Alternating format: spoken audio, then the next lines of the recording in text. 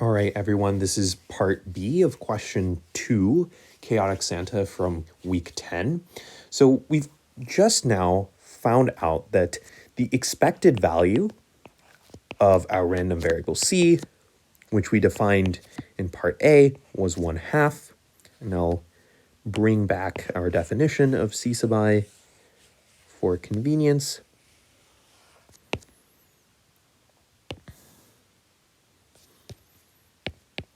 And basically C is just the sum of these indicator variables.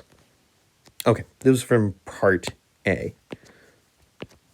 Now what we want to find is basically the variance of C, which, if you'll recall from your notes, is equal to the expected value of C squared minus the expected value of C quantity squared. There's also another definition, which is exactly the same thing. It's just written a little bit differently, but we'll be focusing on this definition for now. Okay, so let's break this problem down. We already know the second half.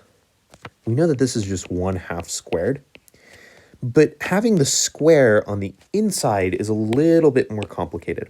So let's try to figure out what this entire term is now. So yeah, breaking down problems and starting from definitions is a really good practice to implement when you're solving these problems. So right now we're just going to solve for E, or expected value of C squared.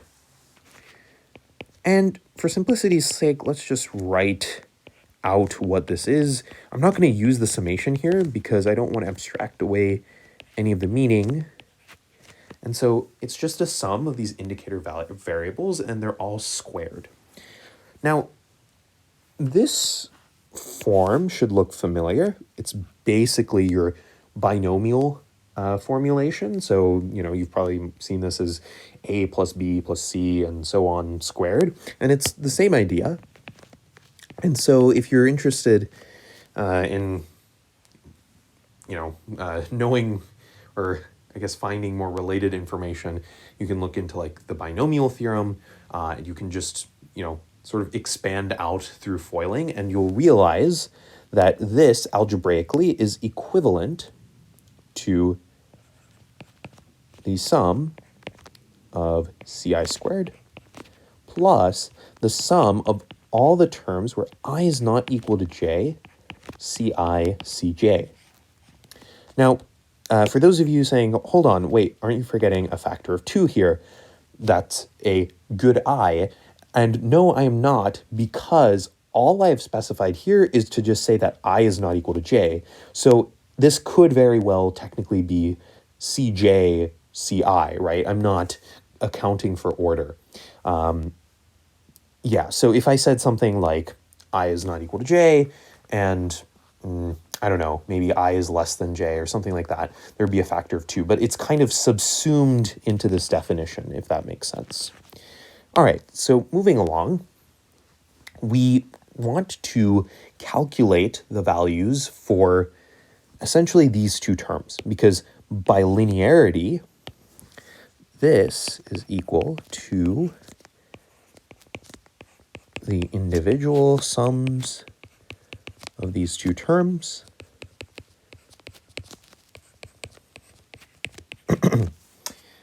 and once again, we break down this problem by looking at this part first.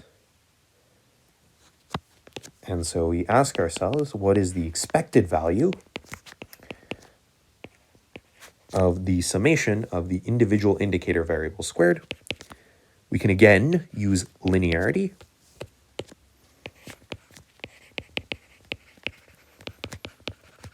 And realize that the sum can just be moved out. And now you might be wondering, okay, this looks pretty simple enough to solve. How would we figure this out?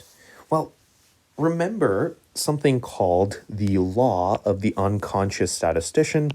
I'll just call it Lotus for now, because the name isn't really important. But essentially, it deals with like functions on random variables.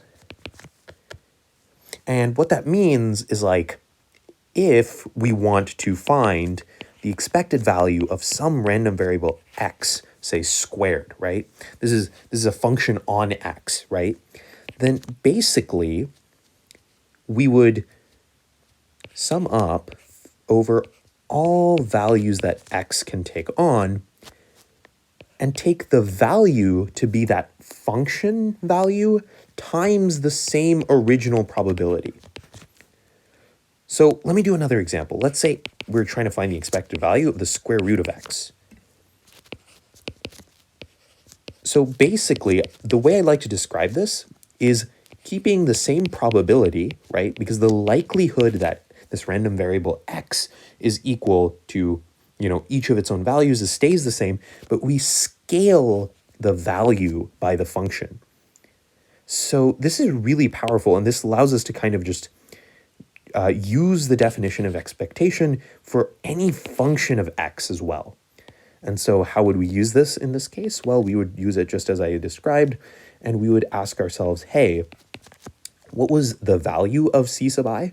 Well, it was 1, and the value of c sub I squared would be 1 squared. And once again, we ask ourselves, what is the probability that c sub I is equal to 1? It's the same as before, 1 over 2n. And so all of this is once again 1/2. Whoops, I won't box it just so that doesn't look like the final answer. Remember, we just found this term. Now we have to find this second term, and then we'll be all done. We're almost there. Yeah, it's a little bit long to explain, but once you get through it, you'll realize the beauty of this problem. Okay, so this one is a little bit more complicated, but we can kind of break it down by the same sort of definition again. What is the value of c sub I times c sub j? Well, the value is nothing more than 1 again. And what is the probability that c sub j, is equal to 1? Well, that's what we're going to find. But before we do that, I'd like to bring your attention to the summation and ask, how many of these terms are there? In the previous summation, there were n terms because it was just the number of c sub i's. How many terms are here? Well, the answer to that question is actually n times n minus 1. And why is that? Well, that's just the number of pairs that you could get from this. Basically, this is n choose 2. And that should be pretty intuitive if you think about it for a second, right? Because we're taking pairs of these, I guess, what are we counting here again? Customers, right? And so this is basically n choose 2. That's how many there are. All right. So now all we need to do is find the probability of c sub I, c sub j equaling 1. Okay, so what is the probability that basically 2 customers get their package unopened? And this, well, let's first just think about the first person. The first person getting their package unopened is the same as before, it's just 1 over 2n. But what about the second person? Does it stay the same?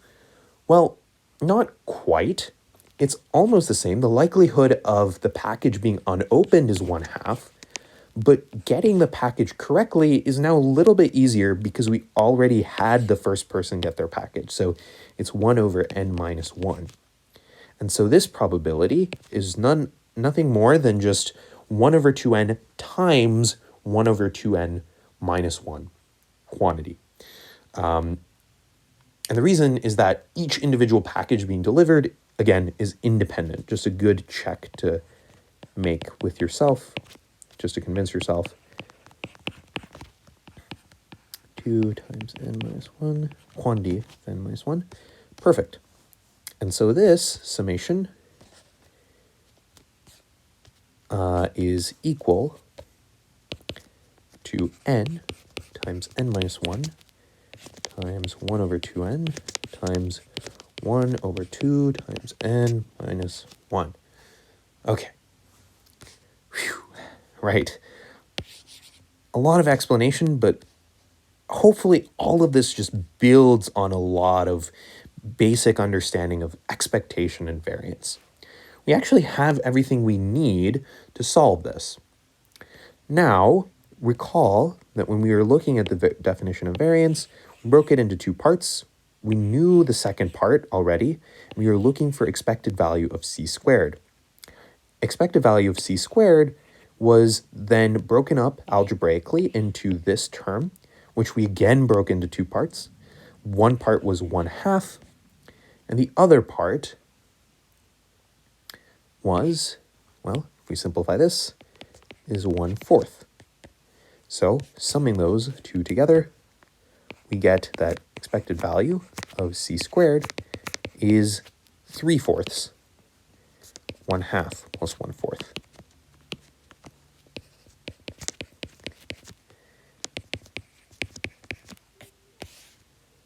And thus, the variance is expected value of c squared minus expected value of c, quantity squared, which we said was 1/4 in the beginning, 3/4, minus 1/4, and we receive our very old friend 1/2. So not a very, or I suppose it is a very satisfying answer for a lot of hard work, and you should definitely pat yourself on the back for getting through all of that.